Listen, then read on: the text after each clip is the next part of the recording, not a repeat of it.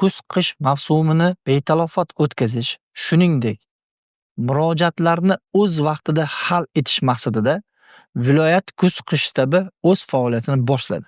Shtabning asosiy vazifasi etib aholining murojaatlarini o'z vaqtida bartaraf etish, shuningdek, murojaatlar yuzasidan aniq chora-tadbirlarni belgilash va ularni bajarilishini ta'minlash asosiy vazifalardan hisoblanadi. Shtab uzluksiz 24 ga 7 ish rejimida o'z faoliyatini olib bormoqda.